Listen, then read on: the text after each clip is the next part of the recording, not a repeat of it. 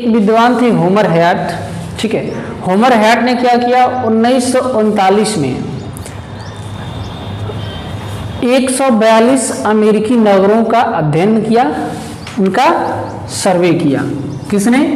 Homer hat ने। Homer hat ने क्या किया, 1939 में 142 अमेरिकी नगर,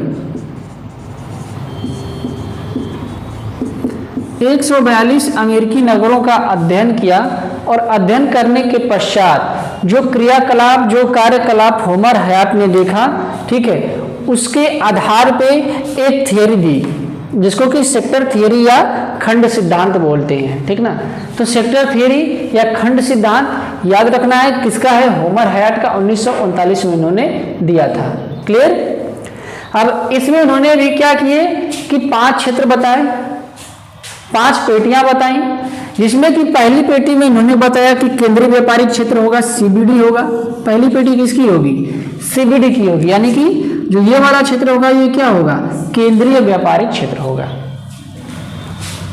यहां पर यह ध्यान रखिएगा कि बर्गिल ने जब 1927 में शिकागो नगर के अध्ययन के आधार पे अपनी कॉन्सेंट्रिक जोन थियरी दी, ठीक है, तो उसमें उन्होंने क्या किया कि सभी पेटियों को बराबर बराबर आकार या बराबर बराबर क्षेत्रफल में बांटा था।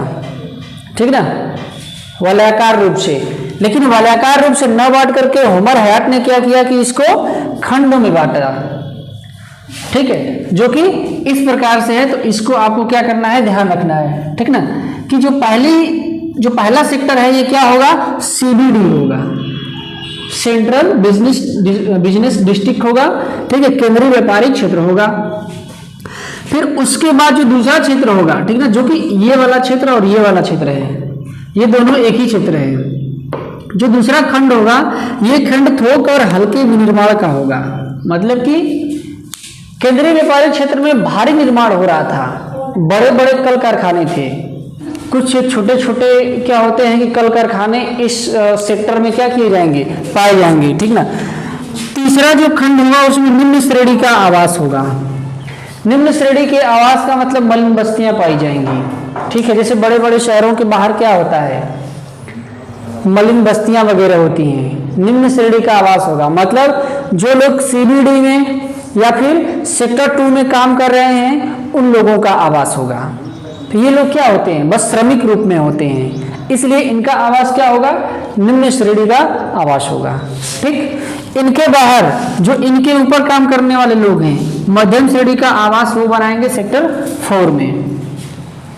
ठीक ना, खंड 4 में मध्यम श्रेणी आवास होगा जहां पे लोग रहेंगे, और खंड 5 में मतलब शहर से पूरी तरीके से बाहर, आउट ऑफ द सिटी, ठीक है, क्या होंगे, उच्च श्रेणी के आवास होंगे। ठीक ना, उच्च श्रेणी के क्या होंगे, आवास होंगे। ठीक है, तो ये क्या होगा, ये सेक्टर 5 में होंगे। खंड देखिए, खंड का ध्यान दीजिए, कोई जरूरी नहीं है कि जितने धनाढ़ लोग हैं या जितने पैसे वाले हैं सब के सब बाहर रहेंगे, ऐसा भी नहीं है। खंड देख रहे हैं ना आप किस तरीके से बटा हुआ है। हो सकता है कि कुछ अंदर भी रहें, ठीक है, और उसी कॉलोनी में कुछ बाहर भी रहें। तो ये क्या है, खंड के आधार पर। अच्छा, इन विद्वानों ने सिर्फ अमेरिका के नगरों का अध्ययन किया है और उसके आधार पे अपनी थ्योरी दी है। जैसे हमने आपको बताया है क्या, कॉन्सेंट्रिक जोन थ्योरी किसकी है, बर्गिज की। उन्होंने शिकागो शहर के ऊपर उसको बता दिया। लेकिन जब होमर हैट ने अमेरिका के 142 शहरों का अध्ययन किया तो उसका अध्ययन करने के आधार पर यह चीज बताई कि शहरों में ऐसा है।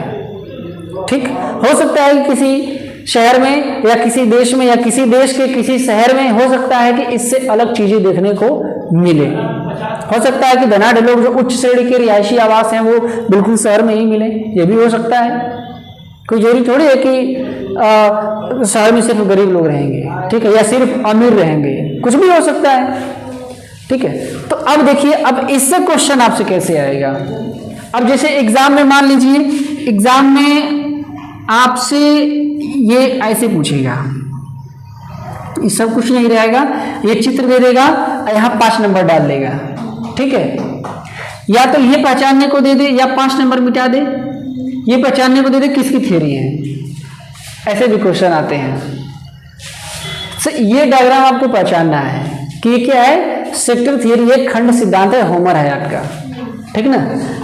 एक तो क्वेश्चन इस प्रकार से पूछ सकता है, दूसरा इस प्रकार से पूछ सकता है, जैसे 5 नंबर यहां डाल दिया, ठीक है। बोलेगा कि दिए गए चित्र में एक खंड दिखाई दे रहा है, मतलब जिसपे नंबर अंकित किया गया है, बताइए वह कौन सा खंड होगा या उसका मतलब क्या है। तो यह जो खंड है किसका है, उच्च श्रेणी आवास का है, ठीक ना। या यहाँ 5 न लिख करके कुछ भी आपसे पूछ सकता है, यहां क्या लिख दे, 3 लिख दे, ठीक। आपको क्या होगा, इसमें देखना होगा कि ये निम्न श्रेणी आवास का है, ठीक। दूसरे प्रकार से जो क्वेश्चन आ सकते हैं, और क्या क्वेश्चन आएगा, आवासों को दे देगा, समझ रहे हैं। जैसे कि ये सब है ना 5, मिलान करने को भी दे सकता है। क्या दे सकता है, मिलान करने को। जैसे यहाँ लिख दिया 2, यहाँ लिख दिया 3, यहाँ लिख दिया 5, यहाँ लिख दिया 4 और यहाँ लिख दिया 1, ठीक। इसको बना देगा क्या, कॉलम 1 और ये हो जाएगा कॉलम 2, कहेगा मिलान करिए, ठीक। तो आपको क्या करना होगा, मिलान करना होगा उस तरीके से। जैसे नंबर 1 से क्या है, केंद्रीय व्यापारिक नगर है, सीबीडी है, ठीक। दूसरा क्या है, थोक और हल्के विनिर्माण है। तीसरा क्या है, निम्न श्रेणी के आवास हैं। चौथा क्या है, मध्यम श्रेणी का आवास है। और 5वां क्या है, उच्च श्रेणी आवास है। तो ऐसे मिलान करने को भी आपसे दे सकता है, ठीक ना। अब देखिए, अब क्वेश्चन का पैटर्न क्या रहता है, जैसे यहाँ लिखा ए, यहाँ लिखा बी, यहाँ लिखा सी, यहाँ लिखा डी और यहाँ लिखा ई, ठीक। तो नीचे कई तो ऑप्शन दिए रहेंगे आपको, तो मिलाना होगा। ए वाला क्या है भाई, तो 1 है, तो ए का 1 ऐसे मिलेगा, ठीक ना। बी वाला क्या है, 2 है, तो बी का 2 इस तरीके से मिलाया जाएगा, ठीक ना। तो यहाँ आपको ऐसे दिया रहेगा। जैसे अब यहाँ पे ऑप्शन नंबर देगा आपको क्या, option number 1, option number 2, option number 3 और ऑप्शन नंबर 4, इसमें से एक सही होगा। जैसे इसमें अब देगा कैसे, ए का 1, बी का क्या 2 ऐसे लिखा रहेगा। सी वाला क्या सही होगा आपका 3, ठीक। और डी वाला क्या सही होगा 4। और ऐसे ही सब ऑप्शन उल्टा सीधा दिया रहेगा नीचे। और आपको क्या करना होगा, जो सही ऑप्शन है उसी पे आपका ये क्लिक करना होगा या टिक लगाना होगा या उसका गोला करेंगे। बात समझ आ रही है। तो इस प्रकार से क्या किया जाएगा, इसमें आपसे क्वेश्चन पूछ लिया जाएगा। तो याद रखना है, खंड सिद्धांत सेक्टर थ्योरी किसकी है, होमर हैयाट की है, जो कि 1939 में इन्होंने दिया था, ठीक है।